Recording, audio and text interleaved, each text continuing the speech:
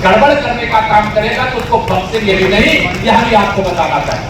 हमारा लक्ष्य जहां सर्वाधिक लाइन लॉस है, जहां सर्वाधिक बिजली चोरी होती है, उन क्षेत्रों की जरूरत पड़े तो भारी भरकम पुलिस की व्यवस्था करके वहां पर जांच करिए और लाइन लॉस को खत्म करिए। इसके हम समर्थक, हमारी सरकार इसकी समर्थक है। हम उत्तर प्रदेश में 75 जिले हैं और सभी 75 जिलों में आज बिजली, फिरोजाबाद में नहीं जानता, कभी सपा का गढ़ हुआ करता था तो हो सकता उस समय भी बिजली आती नहीं पहले नहीं आती नहीं, पहले बिजली आती नहीं थी, लेकिन भाजपा की सरकार आई, बिजली जाती नहीं है।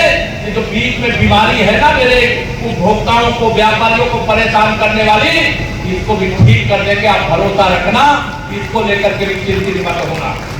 भारतीय जनता पार्टी की सरकार का मतलब भ्रष्टाचार मुक्त भारत, भारतीय जनता पार्टी सरकार का मतलब भ्रष्टाचार मुक्त उत्तर प्रदेश, भारतीय जनता पार्टी सरकार का मतलब भ्रष्टाचार मुक्त फिरोजाबाद करने देते हैं। इसके कारण से बहुत सारे विरोधी बिगड़ाए हुए, बौखलाए हुए, उनको लग रहा है कि अभी 2024 के लोकसभा चुनाव में तो फिर मोदी जी आ रहे हैं कि नहीं, बताओ। दोनों हाथ उठा करके, दोनों हाथ उठा के बताओ। एक पत्रकार कहेंगे कुछ लोग हाथ नहीं उठाए थे, फिर मोदी जी आ रहे हैं, प्रचंड बहुमत से आ रहे हैं। और इस बार हम लोगों ने कहा है कि उत्तर प्रदेश में लोकसभा की 80 सीटें हैं और उन 80 सीटों में से हम लोग केवल 80 सीटें जीतना चाहते हैं। तैयार हो इसके लिए? देश में 300 से अधिक सीटें 2019 में जीते थे। सपा, बसपा, कांग्रेस और उधर राष्ट्रीय लोकदल, यह सब गठबंधन कर लिए थे कि मोदी जी को प्रधानमंत्री बनने नहीं देना है और इसके पास कोई एजेंडा नहीं है। 1 दर्जन से अधिक प्रधानमंत्री पद के उम्मीदवार हैं, बैठे उनको सम्मान से बैठे दीजिए, अभी कार्यक्रम के बाद में मिलूंगा।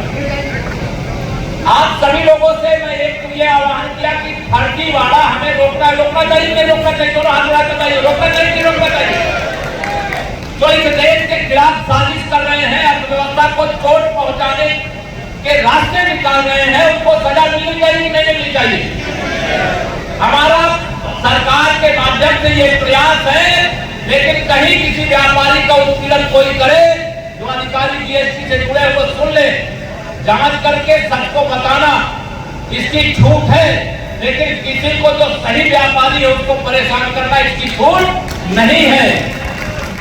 यह मैं आप सब लोगों के सामने कह करके जा रहा हूं। यहाँ पर एक और माहौल इस प्रकार का बनाया जाता है, तो ऐसे लोग ये भी ध्यान रखना, प्रत्यक्ष रूप से कोई एक तो व्यापारी का नहीं कराओ कि ऐसे नहीं होंगे जो जब इतने बड़े गैंग के लोग सक्रिय रहते हैं और जब कोई उसमें पकड़ा जाता है गलत काम करने वाला, तो वो हमारे व्यापार मंडल, जो व्यापारिक संगठन है, उनकी आड़ लेने की कोशिश करता है। ये भी ध्यान रखना। और जो इस प्रकार की आड़ ले करके देश की अर्थव्यवस्था को चोट पहुंचाने का, जो हमारा ईमानदारी से काम करने वाला व्यापारी है, अपनी कमाई भी करना और सरकार का जो टैक्स है उसको अदा भी करने का काम करता है, उसको उसमें अपना शिकार बनाने की कोशिश करते हैं। जुड़ा हुआ अधिकारी किसी व्यापारी का उत्पीड़न करेगा या बर्दाश्त नहीं किया जाएगा। लेकिन एक जानकारी मैं आप सबके साथ शेयर करना चाहता हूं, जिसे जानना और जान करके उस पर अपना पूरा सहयोग प्रदान करना, या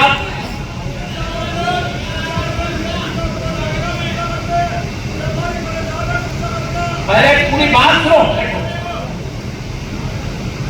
आप सभी व्यापारी भाई बहनों से मैं एक बात यहाँ पर ये बताना चाहता हूँ, जिसको लेकर के हम एक नागरिक के नाते भी, एक व्यापारी के नाते भी सजग और सावधान रहना। इस देश में माननीय प्रधानमंत्री श्री नरेंद्र मोदी जी के नेतृत्व में आप सब ने अपना आशीर्वाद देकर के सरकार बनाई। कई बड़े काम हुए एक भारत श्रेष्ठ भारत करने के लिए। एक देश और एक राशन कार्ड की ओर भी हम लोग बढ़े हैं। एक देश और एक टैक्स की ओर भी, एक जीएसटी की ओर भी जब हम आगे बढ़े, निश्चित तौर से जब हर महीने आप आंकड़ा देखते हैं तो जीएसटी का कलेक्शन बढ़ रहा है, इसका हम स्वागत करते हैं आप सब व्यापारी बंधुओं का, इसके लिए बधाई भी देते हैं। लेकिन एक जानकारी जो आपको शायद नहीं होगी, वह जानकारी आप सबको देते हुए मैं अपेक्षा करूंगा कि इस दृष्टि से आपको सजग और सावधान रहना। बहुत सारे हमारे व्यापारी तो ईमानदारी से अपना व्यापार करके जो सरकार का टैक्स बनता, जो जीएसटी बनता, उसका भुगतान करना चाहते हैं, लेकिन इसके बीच में एक बहुत बड़ा इस देश की मजबूत होती अर्थव्यवस्था के मार्ग में बाधा डालने वाली एक ताकत खड़ी हो गई है, और उस ताकत का प्रयास क्या है इसको ध्यान में रखना। और मैं अपने पत्रकार मित्रों से कहूंगा कि अब बात को भी विशेष तौर से आप चाहे प्रिंट से चाहे इलेक्ट्रॉनिक से किस भी आप प्लेटफॉर्म से हैं, जन जन तक पहुंचाने में सरकार की मदद भी करिएगा।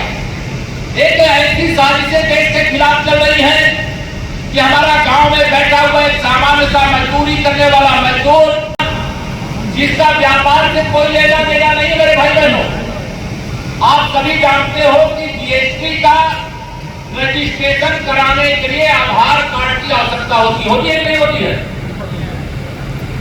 एक इस प्रकार की साजिश रची जा रही है कि जो गांव में बैठा हुआ व्यक्ति है, जिसे कुछ नहीं मालूम है, उसके पास इस प्रकार का गैंग जाता है, उनके आधार कार्ड को लेकर के आधार कार्ड के सेंटर पे जाता है। पुलिस के अधिकारी भी इसको जांच करेंगे, इसको सुनेंगे, नोट करेंगे, प्रशासन के अधिकारी भी नोट करेंगे, जीएसटी वाले भी नोट करेंगे, और एक साधारण व्यक्ति को आधार कार्ड के सेंटर पे लाते हैं, और पहले से जो उसका मोबाइल नंबर है, बहुत योजनाबद्ध तरीके से उसके मोबाइल नंबर को उसमें से गायब करके साजिश करने वाले उस आधार कार्ड के अंदर अपना एक मोबाइल नंबर डलवा देते हैं।